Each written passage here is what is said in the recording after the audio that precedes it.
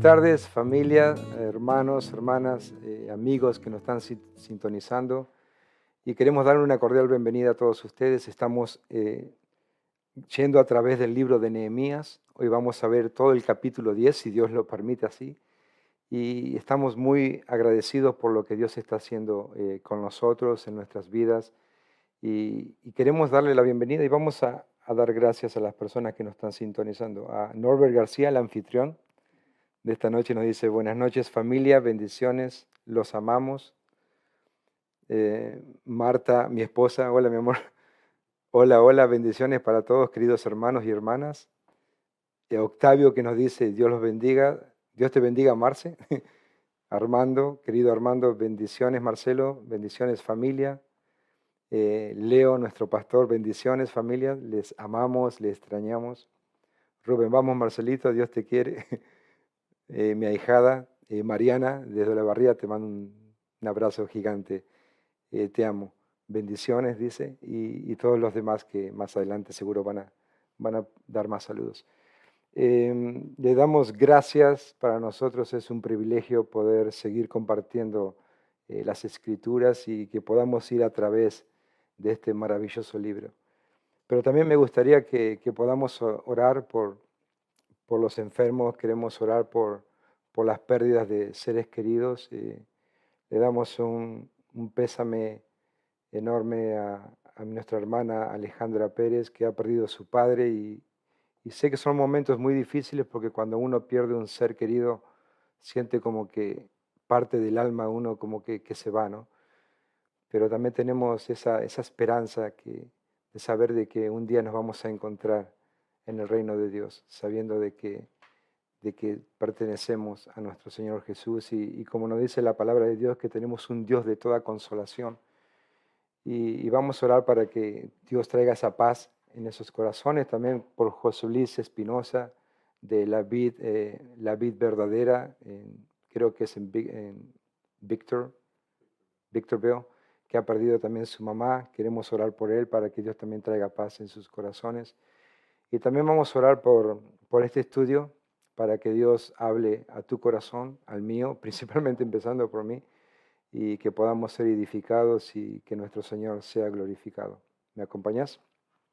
Padre bendito, Señor, queremos agradecerte, Señor, por tan bueno que eres con nosotros, Señor. Sabemos, Padre, de que tú nos amas.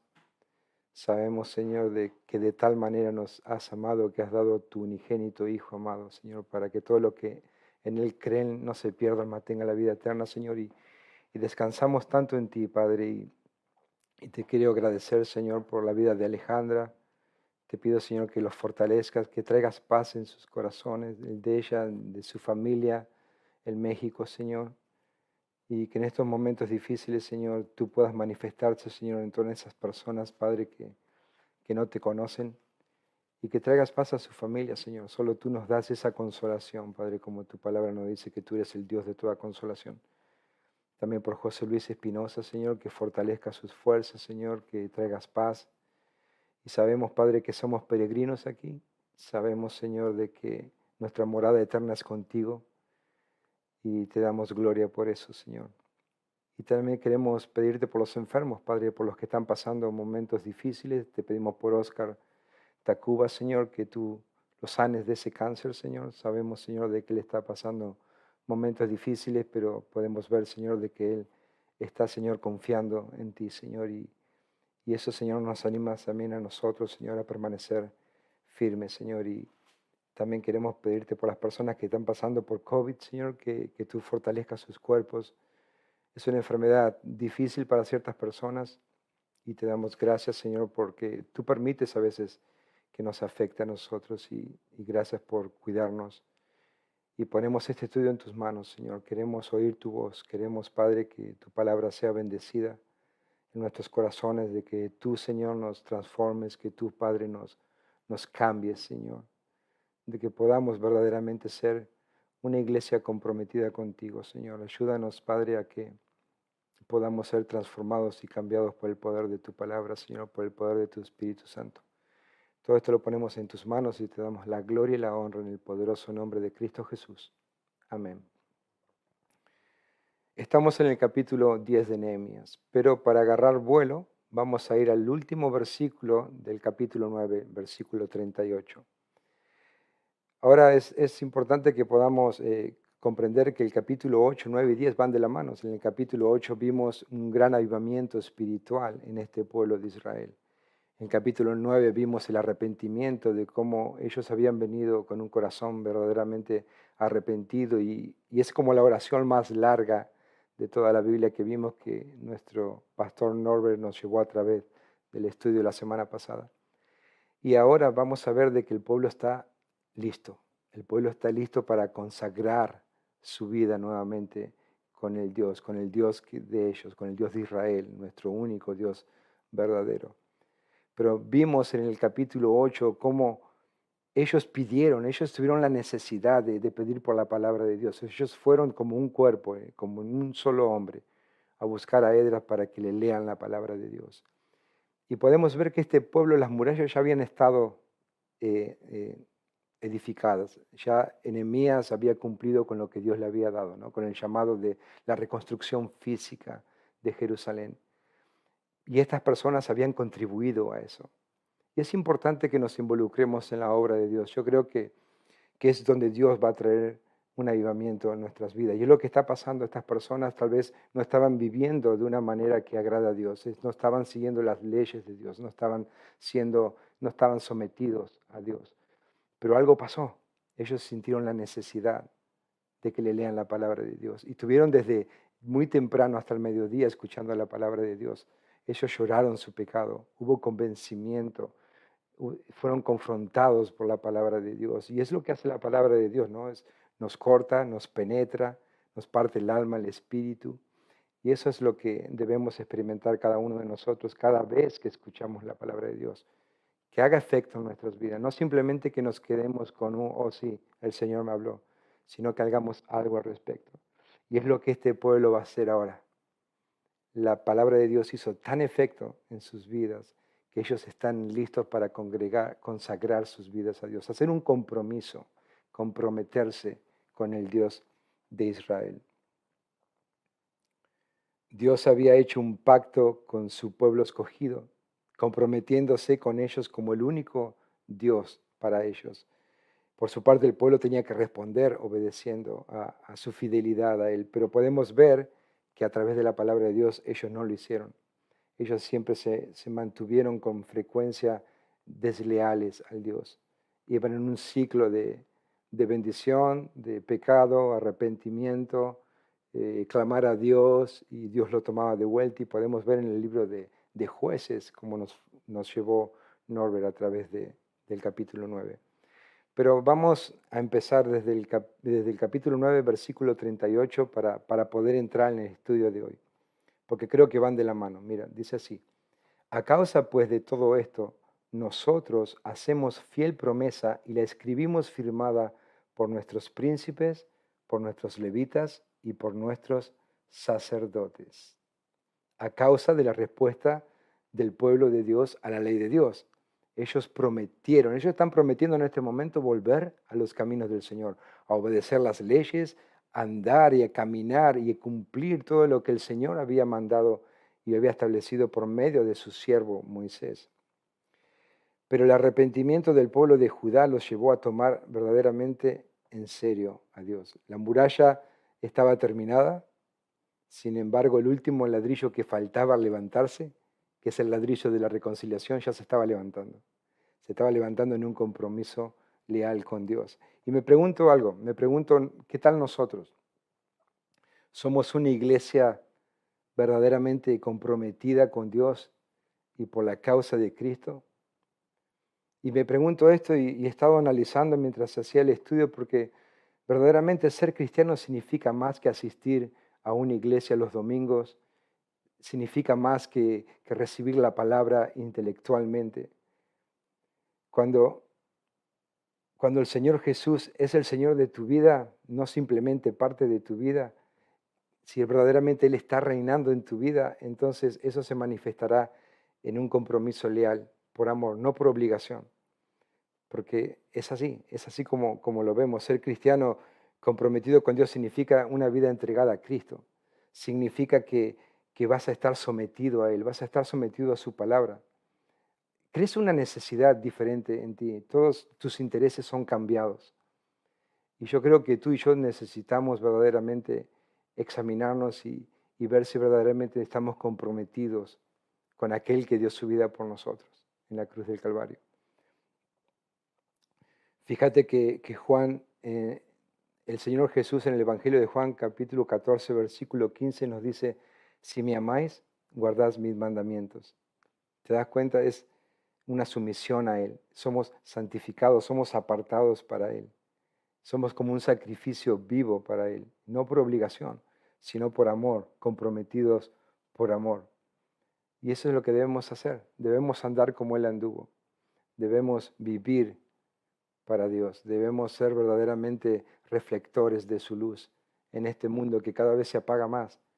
No sé si te has dado cuenta, pero cada vez que uno sale puede ver la gente como más perdida, como que no conoce de Dios. Y nosotros debemos mostrar ese compromiso con Dios.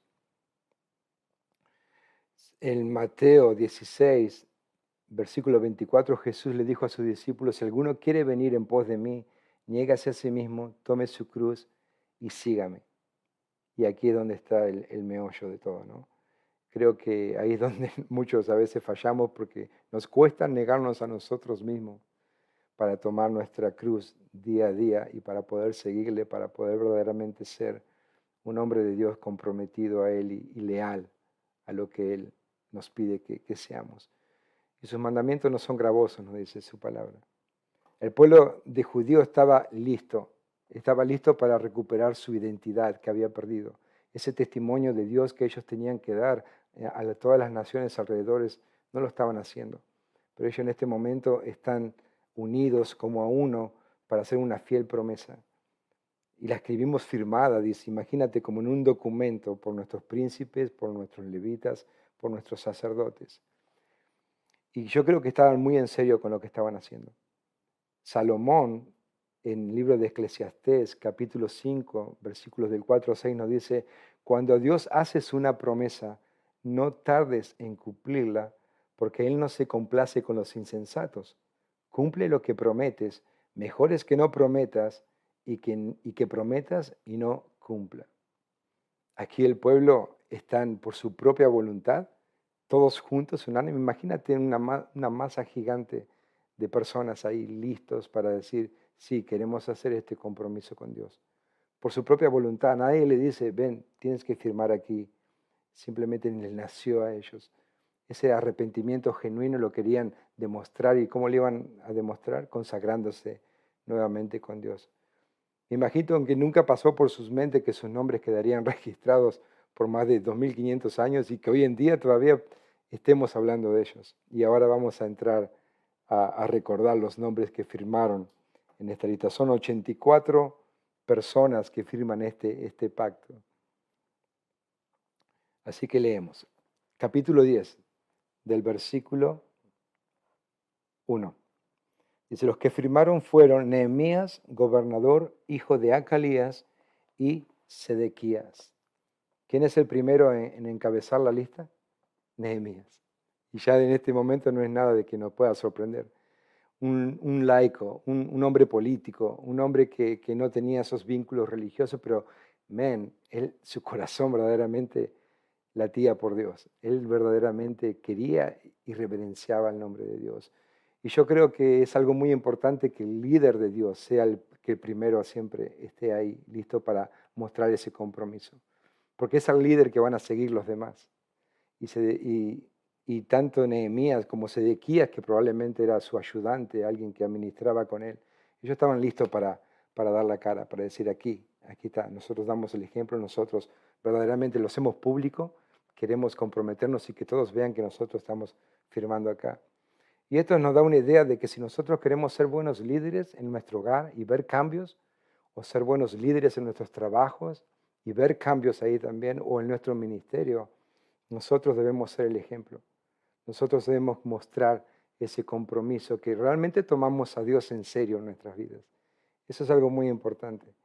Fíjate que ahora vamos a leer del versículo 2 al 8 que eran los sacerdotes y en total eran 21 personas. Dicen así: Seraías, Azarías, Jeremías, Pasur, Amarías, Malquías, Atús, Sebanías, Maluc, Arín, Meremot, Obadías, Daniel, Ginetón, Baruc, Mesulán, Abías, Mijaín, Masías, Bilbai, Semaías. Estos eran sacerdotes, 21 en total.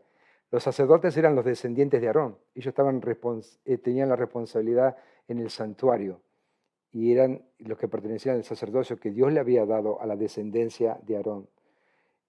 Ahora vamos a leer del versículo 9 al 13. Los levitas. Y los levitas, Jesúa, hijo de Asanías, Binui, de los hijos de Enadad, Cadmiel, y sus hermanos Sebanías, Odías, Kelita, Pelaías, Anán, Micaía, Reod, Asabías, Sacur, Serebías, Sebanías, Odías, Bani y Beninu. Estos eran los levitas. Los levitas eran a los ayudantes escogidos de Dios para los sacerdotes, que también eran de la tribu de Leví, como Aarón también lo fue. Del versículo 14 al 27, que son los cabezas del pueblo: Paros, Paad Moab, Elán, Satu, Bani, Buni, Asgad, Bebai, Adonías, Bigbai, Adín, Ater, Ezequías, Asur, Odías, Asum, Besai, Arif, Anatot, Nebai, Macpías, Mesulán, Esir, Mesesabel, Sadoc, Jadúa, Pelatías, Anán, Anaías, Oseas, Ananías, Asub, Aloes, Pila, Sobek, Reum, Asabna, Masías, Ahías, Anán, Maluc, Arin y Bana. Estos eran los cabezas del pueblo, los príncipes, aquellos, digamos, los patriarcas del pueblo, aquellos que representaban al pueblo. Y eran en total 44 personas. Y ahora leemos desde el versículo 28 al 29 para seguir con el estudio. Y el resto del pueblo, los sacerdotes, levitas, porteros y cantores, los sirvientes del templo y todos los que se habían apartado de los pueblos de las tierras a la ley de Dios con sus mujeres, sus hijos, hijas, todo el que tenía comprensión y discernimiento, se reunieron con sus hermanos y sus principales para protestar y jurar que andarían en la ley de Dios, que fue dada por Moisés, siervo de Dios, y que guardarían y cumplirían todos los mandamientos, decretos y estatutos de Jehová nuestro Señor. Y el resto del pueblo, imagínate la masa, todos ahí. Nosotros no estamos firmando, pero nosotros estamos de acuerdo con este pacto. Y es más, es idea de nosotros, dice, estamos comprometidos con Dios. Realmente estaban seguros de lo que estaban haciendo. Fíjate lo que dice Salomón en Eclesiastés 5:2, porque a veces nosotros nos apresuramos a hacer promesas. ¿Cuántas veces te ha pasado algo a ti y dices, ay Señor, si me salvas de esta, yo te prometo que esto, que lo otro? Y, ¿verdad? Y mira lo que dice Salomón: no te des prisa con tu boca, ni tu corazón se apresura a proferir palabra delante de Dios, porque Dios está en el cielo y tú sobre la tierra, por tanto sean pocas tu palabra. ¿Sabes por qué te digo esto? Porque hoy en día vemos a veces a cristianos, hermanos efervescentes, así como un Alcacercer, que cuando comienza una obra o un ministerio, las burbujitas, y al ratito ya, como nada, empiezan a brillar, pero por su ausencia. Y nosotros ahí es donde tenemos que convertirnos en una iglesia verdaderamente comprometida con Dios, que tomemos en serio las cosas de Dios, que valoremos lo que Jesús hizo por nosotros en esa cruz. Nosotros ya no somos siervos de este mundo, esclavos del pecado, sino tenemos un nuevo amo, que es nuestro Señor. Y un siervo sirve a su amo. Nosotros tenemos la obligación de hacerlo por amor. Y me pregunto, ¿por qué muchos cristianos a veces alrededor, no sé si te ha pasado, no están muy comprometidos con Cristo? ¿Cuál es la razón? ¿Qué los lleva a que a veces ves a ciertas personas comprometidas como decir, wow, aquel hermano verdaderamente está en fuego por el Señor, y a otros muy apagados? ¿Por qué sucede eso? A veces, lamentablemente, Jesús no es el centro. de sus vidas. Él no es el Señor que reina en sus vidas. Y ahí es donde nosotros debemos examinarnos si verdaderamente Jesús está reinando en nosotros. ¿Me entiendes? O sea, no que sea parte de tu vida, sino que sea tu vida. Creo que otra de las razones es falta de gratitud, de no valorar lo que Jesús hizo en la cruz por nosotros, que se toman muy a la ligera y no pueden comprender de dónde nos sacó, de quién nos libró, dónde va a ser nuestra morada eterna cuando nos vayamos de aquí. Otros tal vez porque son muy nuevos y no comprenden o no conocen al Dios de las Escrituras. Pero los que estamos ya mucho tiempo en el Señor, eso es lo que me asusta. Sabes que en otros casos pueden ser porque no hay gratitud, no dan gracias al Señor, así como los 9 leprosos que fueron sanados por el Señor y no regresaron a darles la gracia. Solo uno de los 10 que sanó regresó. Y otros lamentablemente porque tal vez nunca hubo un arrepentimiento genuino en sus vidas. Porque un arrepentimiento verdadero nos va a llevar a un cambio de dirección, un cambio de mente. Nuestros intereses son cambianos. Somos sometiéndonos por voluntad propia a aquel que dio su vida por nosotros. Y nosotros debemos ser de esos. Debemos de mirar dónde estamos y si nos hemos apartado o algo ha pasado que se ha interpuesto en el camino. Puede ser el mundo. Este mundo es como un imán. Siempre te lo digo, te atrae, te quiere atraer, ¿me entiendes? Y nosotros no podemos estar cargando el peso del mundo, de las cosas que son temporales. Nuestra mirada tiene que estar en las cosas celestiales, en las cosas de arriba con Cristo Jesús. Y yo creo que es ahí donde está el problema, en el cristiano que verdaderamente no tiene un compromiso con Dios. Pero acá es diferente. Acá vemos a un pueblo que están todos juntos para protestar y jurar, nos dice el versículo 29. ¿Quiénes? El resto del pueblo, los sacerdotes, los levitas, los porteros, los cantores, los sirvientes del templo. Están todos ahí, todos aquellos que se separaron de las personas paganas, de todos esos pueblos paganos que estaban contaminando al pueblo escogido de Dios, aquellos que habían apartado al pueblo de la verdad de Dios. Ellos ya están listos para protestar y jurar. No es que están protestando de que se están quejando. Esta palabra, Reina Valera la traduce a protestar, pero significa que están conscientes de que caería una maldición sobre ellos si rompían el pacto que estaban haciendo con Dios.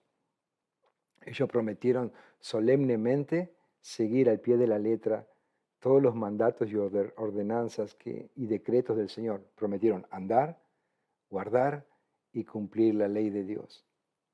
Era la única forma de demostrarle a Dios que verdaderamente había un cambio en ellos, que verdaderamente se habían arrepentido por fe, mostrando su consagración con Él. Y aquí vemos un principio importante. ¿Qué significa andar? ¿Qué significa guardar? ¿Qué significa cumplir la ley de Dios? El apóstol Juan nos dice que es andar en la verdad. Es un estilo de vida que va de acuerdo con con lo que la palabra de Dios nos enseña. Es vivir controlado por la verdad, donde ya mis emociones no toman el control. Ya el mundo no va a determinar lo que yo voy a hacer. Simplemente su palabra, simplemente por el poder de su Espíritu Santo. Ellos van a controlar mi diario vivir. Eso es andar en la verdad. Eso es andar en obediencia. Es andar verdaderamente sometido a Dios y a su palabra. Eso es andar y guardar y cumplir. El apóstol Juan, en el Evangelio de Juan, las palabras de Jesús nos dicen en el capítulo 14, versículo 15, si me amáis, guardad mis mandamientos. Y saben, el salmista David en el Salmo 19, 7 lo explica bien hermoso. Mire, escuchen. La ley de Jehová es perfecta que convierte el alma. El testimonio de Jehová es fiel que hace sabio al sencillo. Los mandamientos de Jehová son rectos que alegran el corazón. El precepto de Jehová es puro que alumbra los ojos. El temor de Jehová es limpio que permanece para siempre. Los juicios de Jehová son verdad, todos justos. Deseables son más que el oro y más que mucho oro afinado, y dulces más que miel y que la que destila del panal. Entonces, ¿qué es lo que vimos en estos primeros versículos del 1 al 29? Vimos que un verdadero compromiso resulta en una sumisión a Dios, en una sumisión a su palabra y a su voluntad. Y ahora vamos a ver desde el versículo 30 al 31 que el compromiso resulta en una santificación. Están asociadas con las relaciones interpersonales, son vidas apartadas para Dios. Y si el Señor es el centro de tu vida, y si el Señor es el centro de mi vida, se va a notar. Se va a notar porque vamos a ser apartados y vamos a vivir en esa santidad. Y va a afectar nuestras relaciones externas. Mire, leamos del 30 al 31. Y que no daríamos nuestras hijas a los pueblos de la tierra, ni tomaríamos sus hijas para nuestros hijos. Asimismo, que si los pueblos de la tierra trajesen a vender mercaderías y comestibles en el día de reposo, nada tomaríamos de ellos en ese día ni en otro día santificado, y que el año séptimo dejaríamos descansar la tierra y remitiríamos toda deuda. Ellos lo que están prometiendo ahora es no mezclarse con los extranjeros paganos. Esto era un área en la cual había dado muchos problemas a ellos. Era como que no entendían de las consecuencias que traían del yugo desigual. En Deuteronomio capítulo 7, versículos 3 y 4 nos dice, palabra de Dios a través de Moisés, y no emparentarás con ellas, no darás tu hija a su hijo, ni tomarás a su hija para tu hijo, porque desviará a tu hijo de pos de mí y servirán a dioses ajenos, y el furor de Jehová se encenderá sobre vosotros y te destruirá pronto. ¿Qué es lo que primero están haciendo ellos? Al consagrarse con Dios, hacer un compromiso con Dios, santificarse, apartarse de para apartarse a Dios. Y eso es algo que nosotros debemos hacer. Es de ahí donde comienza. Nos separamos, ya somos apartados para Él. Ya no podemos, por más que estemos en el mundo, ya no vivimos de acuerdo al sistema de este mundo. Y ellos empezaron a comprender esto. Ellos empezaron a comprender que cuando ellos estaban casando o juntándose con mujeres que no conocían a Dios, ellos verdaderamente se estaban apartando de Dios. Iban a perder las bendiciones de Dios. ¿Por qué? Porque lo malo siempre va a contaminar lo bueno. Es más, ellos habían tenido este problema con las mujeres paganas y Esdras había puesto mano a la obra en Esdras 9:12 que dice, ahora pues no daréis vuestras hijas a los hijos de ellos, ni sus hijas tomaréis para vuestros hijos, ni procuréis jamás su paz ni su prosperidad, para que seáis fuertes y comáis el bien de la tierra y la dejéis por heredad a vuestros hijos para siempre. Mira, si tú te pones una camisa sucia, y yo me voy a poner arriba de esa camisa sucia una camisa blanca, limpia, ¿tú crees que la camisa limpia va a limpiar la sucia? No, se va a contaminar. Esa es la ley de la vida.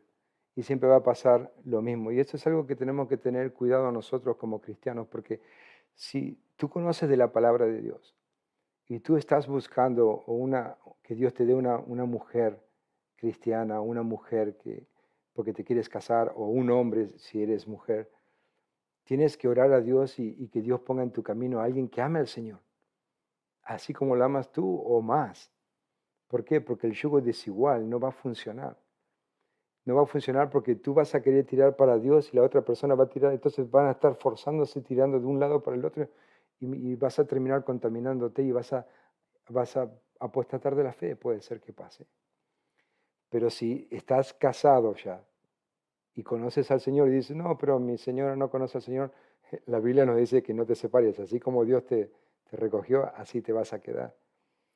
Pero es un principio importante para nuestra vida. Fíjate que en 2 Pablo nos habla de esto, del yugo desigual.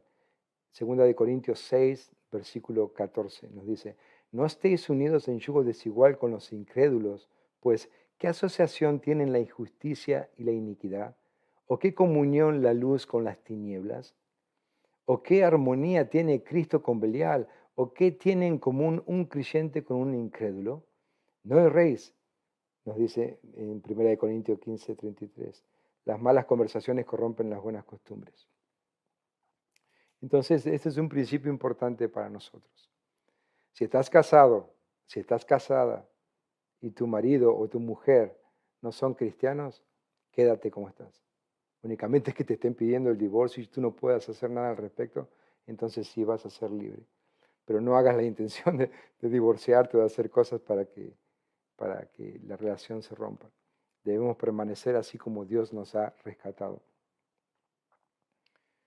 Versículo 31 nos dice así mismo que si los pueblos de la tierra trajesen a vender mercaderías y comestibles en el día de reposo, nada traeríamos de ellos en ese día ni en otro día santificado, y que el año séptimo dejaríamos descansar la tierra y remitiríamos toda deuda. En el día de reposo, algo más que estaban profanando y que ellos estaban comprometiendo a guardar nuevamente. Ellos estaban comercializando en el día de reposo. Ellos estaban haciendo algo que Dios se lo había prohibido. Era un día especial que Dios había apartado para ellos, para los israelitas. ¿Para qué? Para que descansaran. Es importante que descansemos el cuerpo, pero no simplemente el cuerpo físico, sino para que pudieran descansar también espiritualmente, para que ellos pudieran buscar a Dios, para que ellos pudieran verdaderamente adorarle un día específico. Es en el séptimo día cuando Dios había descansado, pero no porque estaba cansado, sino porque Él había terminado su obra, entonces Él reposó. Entonces, pero también es un principio importante porque simboliza el día de reposo nuestro Señor Jesús. El Señor Jesús es nuestro día de reposo. Él dijo que es el Señor del día de reposo en Mateo capítulo 12, versículo 8. Él nos da el descanso que necesitamos. Él nos da el descanso de nuestras obras y confiamos en su obra en nosotros. Y si has recibido a Cristo como tu Señor y Salvador, déjame decirte que tú has entrado en el reposo del Señor. Pero a veces es como que estamos muy cargados, a veces como que por más de que somos cristianos y sabemos de que hemos entrado en el reposo del Señor, nos sentimos como muy fatigados, nos sentimos como muy así, como con mucha ansiedad, muchas cargas. Jesús te dice, venid a mí todos los que estáis trabajados y cargados, y yo os haré descansar. Nosotros ahora en el Señor descansamos 24/7, las 24 horas, los 7 días de la semana. No tenemos un día específico como para juntarnos a adorar. O sea, sí lo establecimos, la iglesia primitiva lo hizo. Escogieron el domingo, que es el día de la resurrección. Conmemoramos y recordamos que nuestro Señor Jesús resucitó un domingo. Y por eso nos juntamos como iglesia, todos unánimes, juntos, para adorar y alabar. Pero no para empezar a alabar, sino para seguir adorándole.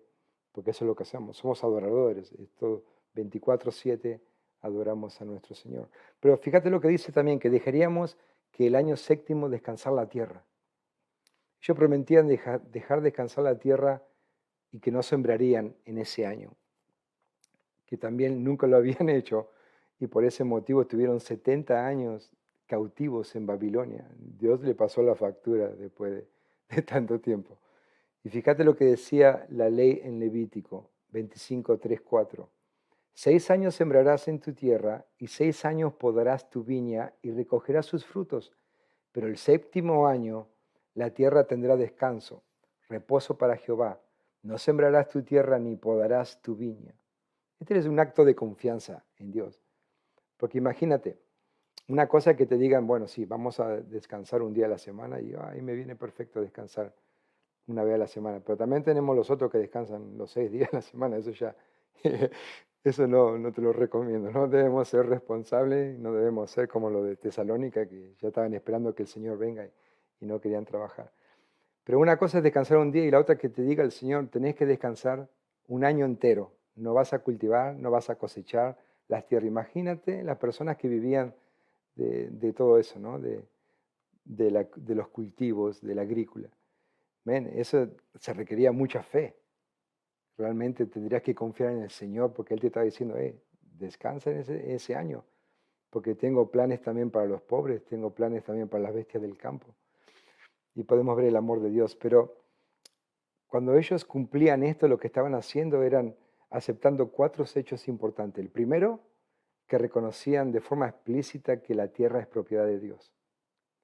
En Levíticos 25:23 nos dice, la tierra no se venderá a perpetuidad, porque la tierra mía es, dice el Señor, pues vosotros, forasteros y extranjeros, sois para conmigo. Wow, digo un amén a eso, somos extranjeros acá, eso es seguro. En segundo lugar, era para que tuvieran presente que el cuidado de la tierra era algo especial para Dios, era algo importante para Él. La tierra necesitaba tiempo para recuperarse, para que poder recuperar los nutrientes, para que pueda ser fértil nuevamente. Y es un principio que funciona. Si vas a un ingeniero agrónomo te va a decir, sí, tienes que dejar descansar la tierra antes de cultivar y funciona, es así. En tercer lugar, además de ser un acto de obediencia a Dios, era una manifestación del amor de Dios. Dios lo había decidido así para ayudar a los pobres del pueblo, también dejando para que coman las bestias del campo. Asimismo que las viñas y los olivares también iban a estar en reposo. En Éxodo 23, del 10 al 11 nos dice, 6 años sembrarás tu tierra, este es el Señor hablando a través de Moisés, y recogerás su cosecha, mas el séptimo año la dejarás libre para que coman los pobres de tu pueblo, y de lo que quedare comerán las bestias del campo, así harás con tu viña y con tu olivar. Una vez más podemos ver a un Dios compasivo, a un Dios que se preocupa por los prósperos y por los pobres. Y yo creo que acá hay otro principio importante, que nosotros como cristianos no debemos ser indiferentes a las personas que pasan necesidades. Además de nuestras acciones, nosotros, si tenemos el poder de ayudar al necesitado, debemos hacerlo. Yo creo que eso es mostrar el amor de Dios. Este martes, ayer estuvimos estudiando la supremacía del amor y hemos hablado de la importancia de cómo verdaderamente se manifiesta el amor, cómo mostramos el amor a los demás. Y el amor es un accionar. El amor de Dios tenemos que mostrarlo con un sacrificio, no simplemente con palabras de labios para afuera. Y es algo muy bonito porque Dios nos enseña esto. Él nos enseña que Él es un Dios de amor. Es un Dios que se preocupa por ti, que se preocupa por mí, que se preocupa por los perdidos, que Él quiere que sean salvos y vengan al arrepentimiento. ¿Eso no te motiva a que vivas una vida comprometida con Dios? A mí me motiva y como que también nos tira un poquito de las orejas. Mira lo que dice Salomón en Proverbios capítulo 3, versículo 27. No te niegues a hacer el bien a quien es debido cuando tuvieres el poder para hacerlo. Wow. Y en cuarto lugar, era un acto de confianza a Dios, demostrando así su fe. Era un súper acto de confianza. Un año, no tenés que recoger nada, vas a dejar eso que se alimenten los pobres, las viudas, los huérfanos, los extranjeros que no tengan. Y ni siquiera tu olivar, no, no olivar tampoco. Y las viñas, no, olvídate del vino, no. Entonces, hay situaciones en nuestra vida en que la obediencia a Dios nos va a embarcar en una aventura de fe, familia. Y es así, créeme que es así. Fíjate lo que dice Levíticos 25, 18. Ejecutad pues mis estatutos y guardad mis ordenanzas y ponedlos por obras y habitaréis en las tierras seguros. Y la tierra dará su fruto y comeréis hasta saciaros y habitaréis en ella con seguridad. Y si dijeres, ¿qué comeremos en el séptimo año? He aquí, no hemos de sembrar ni hemos de recoger frutos. Entonces yo os enviaré bendición el sexto año y ella hará que haya fruto por 3 años. Si le crees al Señor, olvídate, lo vas a hacer. Y nosotros, esto también nos da un principio espiritual a nosotros como iglesia. En el libro de Mateo, capítulo 6, versículo 33, ya lo conoces, me imagino. Mas buscad primeramente el reino de Dios y su justicia y todas estas cosas os serán añadidas. Así que no os afanéis por el día de mañana, porque el día de mañana traerá su afán. Hemos de confiar en Dios, familia. A veces pasamos momentos difíciles, pero el Señor nos dice, hey, no te afanes. Si Él está ocupando el centro de tu vida, si Él es el rey de tu vida, entonces estás buscando su reino y su justicia. Y todo lo que necesites va a ser añadido a ti. Remitiremos toda deuda, dice Deuteronomio 15:1, y al final de cada séptimo año tienes que anular las deudas de todos los que deban dinero. Me imagino tanto, yes, ya no tengo que pagar más deuda. Imagínate los prestamistas, no, güey, José, eso ya podemos cumplir todo lo que nos diga, pero esa parte ya no. Pero que también hay otro principio importante, en la cual a veces no hacemos caso. Dios sabe que las deudas nos esclavizan. Nosotros como cristianos no debemos vivir endeudados, de tener cuentas por aquí, cuentas por allá. Fíjate lo que dice Pablo en Romanos capítulo 13, versículo 8. No debáis a nadie nada, sino el amaros unos a otros, porque el que ama al prójimo ha cumplido la ley. Wow. ¿Qué hemos visto hasta ahora? Vimos que un pueblo comprometido con Dios resulta en una sumisión a Dios. Vimos que un pueblo comprometido con Dios resulta en santificación, en personas y vidas apartadas para el Señor que glorifican a Dios. Porque somos linaje escogido, porque somos real sacerdocio, porque somos nación santa, pueblo adquirido por Dios para que anunciemos las virtudes de aquel que nos llamó de las tinieblas a la luz, nos dice Primera de Pedro 2:9. Ahora del versículo 32 al 39, para concluir nuestro estudio, lo que vamos a ver que una vida comprometida con Dios resulta en un sacrificio a Dios. Son resultados prácticos de una consagración a Dios. Y también podemos ver que 9 veces se menciona la frase la casa de nuestro Dios. Eso es importante. Y termina concluyendo diciendo, y no abandonaremos la casa de nuestro Señor. Eso también nos dice algo a nosotros. Versículo del 32 al 33. Fíjense en lo que dice, a lo que se comprometen. Nos impusimos además por ley el cargo de contribuir cada año con la tercera parte de un ciclo para la obra de la casa de nuestro Dios, para el pan de la proposición y para la ofrenda continua, para el holocausto continuo, para los días de reposo, las lunas nuevas, las festividades y para las cosas santificadas y los sacrificios de expiación por el pecado de Israel y para todo el servicio de la casa de nuestro Dios. Nos impusimos además por ley. La Biblia de las Américas lo dice, también nos imponemos la obligación de contribuir.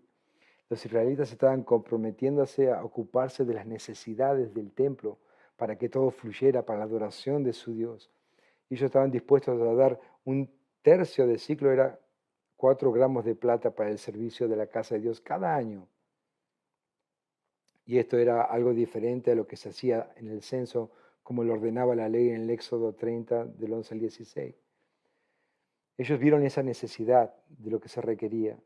Y a pesar de las dificultades económicas que ellos estaban atravesando o del sistema monetario bajo la opresión del gobierno persa, ellos estaban dispuestos a hacerlo. Eso es lo que lo había llevado al arrepentimiento, ¿no? A congregarse, a consagrarse nuevamente con Dios, y ese compromiso lo estaban tomando verdaderamente en serio. Pero hay un principio importante también para nosotros en nuestros días, porque nosotros también tenemos necesidades en la iglesia. Un compromiso con Dios requiere de nuestros sacrificios. Y te pregunto si estás dispuesto a contribuir al cuidado de tu iglesia local, así como nosotros también tenemos nuestras necesidades. A donde te congregas siempre va a haber necesidades para poder expandir el reino de Dios, para poder exponer su palabra. O si tienes que pagar la renta o tienes que pagar a misioneros para enviarlos afuera del país, o tienes que sostener a otros más pobres. Siempre hay gastos, siempre hay cosas en las cuales uno es consciente que tienen que ser atendidas. Y aquí el pueblo de Israel estaba listo. Ellos estaban verdaderamente, como diríamos, on track, haciendo las cosas que se deben hacer. Y especifican todo lo que iban a contribuir para el pan de la proposición, que eran los 12 panes que se debían poner sobre la mesa cada semana en el lugar santo del templo, que eso lo puedes ver en Levítico capítulo 14. Y nos dice que para la ofrenda continua, el holocausto continuo, los días de reposo, las nuevas lunas, las festividades y para las cosas santificadas y los sacrificios de expiación por el pecado de Israel y para todo el servicio de las casas de nuestro Dios. Versículo 34. Echamos también suerte los sacerdotes, los levitas y el pueblo acerca de la ofrenda de la leña para traerla a la casa de Dios según las casas de nuestros padres en los tiempos determinados cada año para quemar sobre el altar de Jehová nuestro Dios como está escrito en la ley. Echaron suertes. ¿Quiénes? Los sacerdotes, los levitas y el pueblo. ¿Para qué? Para la ofrenda de la leña. La leña era algo muy importante que se necesitaba constantemente porque el fuego no podía cesar, no debía apagarse. Significaba que tendría que haber mucha leña y sobre todo en esos lugares en los cuales eran desiertos y era muy difícil conseguirla. Pero el fuego del altar significa el testimonio de Dios, familia. Aquí es, en otras palabras, el pueblo de Dios está diciendo, nos sacrificaremos al traer la leña necesaria para que tu altar, Señor, esté de continuo ardiendo.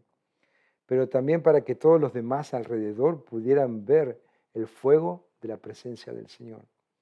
Fíjate lo que dice Levíticos capítulo 6 del 2 al 13. Y el fuego encendido sobre el altar no se apagará, sino que el sacerdote pondrá en él leña cada mañana y acomodará el holocausto sobre él y quemará sobre él las grosuras de los sacrificios de paz. El fuego arderá continuamente en el altar, no se apagará. ¿Cuál es la aplicación para nosotros? El Señor Jesús en el libro de Mateo capítulo 5, del versículo 14 en adelante, nos dice, vosotros sois la luz del mundo. Nosotros somos ese fuego. Una ciudad sentada sobre un monte no se puede esconder, ni se esconde una luz y se pone debajo del almud, sino sobre el candelero y alumbra a todos los que están en casa. Así alumbre vuestra luz delante de los hombres para que vean vuestras buenas obras y glorifiquen a vuestro Padre que está en los cielos. Dios es un fuego consumidor y nosotros no debemos apagar al Espíritu Santo que mora en nosotros mismos. Eso nos debe impulsar a poder testificar de Él. Eso nos tiene que impulsar a tener más pasión por el Señor. Cuando vives para Él, entonces las personas alrededor tuyo van a poder ver ese fuego encendido en ti. Y te pregunto, ¿cómo está ese fuego en ti? ¿Sabes qué? Porque a veces es muy fácil decir, Señor, aviva el fuego en mí, pero esa es nuestra responsabilidad también. Así como los sacerdotes, los levitas y el pueblo tenían la responsabilidad de mantener el fuego ardiendo, nosotros tenemos la responsabilidad de mantener ese fuego que fue depositado en nosotros. Es nuestra responsabilidad. Pablo en Timoteo le dice, aviva el fuego del don de Dios que está en ti. Versículo del 35 al 39. Nos dice así, y que cada año traeríamos a la casa de Jehová las primicias de nuestra tierra y las primicias del fruto de todo árbol, asimismo los primogénitos de nuestros hijos y de nuestros ganados, como está escrito en la ley, y que traeríamos los primogénitos de nuestras vacas y de nuestras ovejas a la casa de nuestro Dios, a los sacerdotes que ministran en la casa de nuestro Dios, que traeríamos también las primicias de nuestras masas y nuestras ofrendas y del fruto de todo árbol y del vino del aceite para los sacerdotes a las cámaras de la casa de nuestro Dios y el diezmo de nuestra tierra para los levitas, y que los levitas recibirían las décimas de nuestras labores en todas las ciudades, y que estaría el sacerdote, hijo de Aarón, con los levitas cuando los levitas recibiesen el diezmo, y que los levitas llevarían el diezmo del diezmo a la casa de nuestro Dios, a las cámaras de la casa del tesoro, porque a las cámaras del tesoro han de llevar los hijos de Israel y los hijos de Leví la ofrenda del grano, del vino y del aceite, y allí estarán los utensilios del santuario y los sacerdotes que ministran, los porteros y los cantores, y no abandonaremos la casa de nuestro Dios. Un verdadero compromiso con Dios nos lleva a traer lo mejor a Dios. Eso es lo que estamos viendo aquí.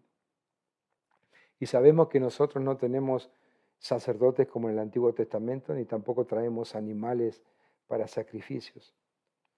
Nosotros no tenemos sacerdotes de ese tipo. Resulta que hoy nosotros somos los sacerdotes.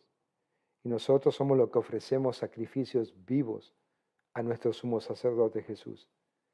Es más, la Escritura nos dice que nosotros somos real sacerdocio. Nosotros somos los sacerdotes y al mismo tiempo somos los sacrificios. Fíjate lo que dice Pablo en Romanos capítulo 12, versículo 1. Así que, hermano, os ruego por las misericordias de Dios que presentéis vuestros cuerpos en sacrificio vivo, santo, agradable a Dios, que es vuestro culto racional. Por eso nuestro sacrificio debe ser vivo y santo, porque tiene que ser aceptable a Dios, tiene que ser lo mejor de nosotros a Dios, que sea de agradable a Él, que sea de olor fragante a Él. Y eso es lo que tiene sentido, eso es lo lógico, eso es lo razonable como iglesia que somos. Dice que traeríamos la primicia de nuestra tierra, las primicias del fruto de todo árbol. En Éxodo capítulo 23, versículo 19 nos dice, las primicias de los primeros frutos de tu tierra traerás a la casa de Jehová tu Dios. Las primicias nos habla de lo mejor. Los primogénitos nos habla de lo primero. ¿Qué es lo que tenemos que hacer nosotros? Dar lo mejor a Dios y lo primero. No esperar a darles las migajas, no esperar a darles las sobras. Esa manera es como nosotros vamos a dar las primicias a Dios. Pero a veces es como que queremos dar las sobras. O que a veces nos decimos, bueno, si tengo doy, si no tengo no doy. Pero no simplemente estoy hablándote del dinero, simplemente qué tal tu tiempo con el Señor. ¿Le estás dando lo mejor? Como la canción esa de Jesús Romero, te daré lo mejor de mi vida. Verdaderamente estamos dispuestos a dar lo mejor de nuestra vida al Señor. Fíjate cómo se siente el Señor cuando nosotros le damos las obras, cuando nosotros le damos esos sacrificios que nos son aceptables para Él. Lo vemos en el libro de Malaquías, capítulo 1, del 6 al 8. El Hijo honra al Padre y el siervo a su Señor. Si pues soy yo Padre, ¿dónde está mi honra? Y si soy Señor, ¿dónde está mi temor? Dice Jehová de los ejércitos. Oh sacerdotes que menospreciáis mi nombre y decís, ¿en qué hemos menospreciado tu nombre? En que ofrecéis sobre mi altar pan inmundo y dijisteis, ¿en qué te hemos deshonrado? En que pensáis que la mesa de Jehová es despreciable. Y cuando ofrecéis el animal ciego para el sacrificio, ¿no es malo? Asimismo, cuando ofrecéis el cojo o el enfermo, ¿no es malo? Presentarlo pues a tu príncipe, ¿acaso se agradará de ti o le serás acepto? Dice Jehová de los ejércitos. ¿Saben qué, familia? A veces es triste, pero nosotros damos las obras a nuestro Señor. O siempre buscamos excusas para dar lo defectuoso. O nuestro servicio a Dios a veces es defectuoso. O no estamos limpios, con corazones limpios y puros, como la palabra de Dios nos enseña que debemos santificarnos día a día para Él. Y esta es un área que a veces nos cuesta estar comprometidos con Dios y es el dinero. A veces las primicias de nuestros ingresos no van para el Señor, van para nuestras necesidades, no sé, placenteras. O somos muy egoístas. Es el área a veces donde más fallamos. Pero la Biblia nos anima a honrar a Dios con lo primero de nuestros frutos, porque Él nos va a bendecir. Mire, es otra manera más de adorar a Dios. Dice, Proverbios 3, del 9 al 10 nos dice, honra a Jehová con tus bienes y con las primicias de todos tus frutos, y serán llenos tus graneros con abundancia, y tus lagares rebosarán de mosto. También nos dice aquí la palabra que los primogénitos de nuestros hijos y de nuestro ganado, ellos prometieron dedicar los primogénitos al servicio de Dios, como está escrito en la ley. Dios había establecido esta ley, la redención de los primogénitos y el sacrificio de los primogénitos de los animales habían sido ordenados en Éxodo capítulo 13 al 12. Esta es la redención de los primogénitos que conmemoraba la salvación de los primogénitos israelitas en Egipto. Y del 37 al 39 vemos las obligaciones sobre el diezmo. En Números, en capítulo 18, 21, nos hablan de los diezmos dados a los levitas. Dice, he aquí yo he dado a los hijos de Leví todos los diezmos en Israel por heredad, por su ministerio, por cuanto ellos sirven en el ministerio del tabernáculo de reunión. Y le he dado a los hijos de Leví el diezmo, dice el Señor. Dios ordenó que los diezmos, una décima parte de los ingresos personales, fueran para los levitas, para el apoyo de la contribución de lo que ellos hacían. Y es más, ellos también tenían que diezmar para los sacerdotes. Pero ¿cómo debemos nosotros de dar hoy en día para la obra de Dios? Porque hay mucho dilema de que si debemos dar por el diezmo, si estamos en la ley o no estamos en la ley en este aspecto. Y la verdad que nosotros estamos en el pacto de gracia. Yo creo que el diezmo es un buen porcentaje para que nosotros como cristianos comencemos a dar. La gracia de Dios nos habla de la generosidad de Dios. Nos habla de que Jesús se entregó completamente, enteramente, por ti y por mí. Él no diezmó su vida. Y nos dice, y tenemos, eso lo podemos ver en 1 Corintios 16, 1, 4, que el principio de dar debiera ser regularmente, debería ser planificado, proporcional y privado. Debemos planificarlo. O sea, si estás comprometido con Dios, tú vas a saber que la obra de Dios necesita ser sustentada. No porque Dios necesite tu dinero, porque Él ama al dador alegre, pero es que de eso se trata. No tiene que haber un límite de decir, oh, tengo que dar el 10% para que Dios me bendiga. Si esa es la condición por la que das, estás con el corazón incorrecto. No tiene que haber tristeza en ti, no tiene que sentir una obligación de decir, oh, tengo que dar al Señor. Lo tienes que hacer con agrado, te tiene que agradar hacerlo.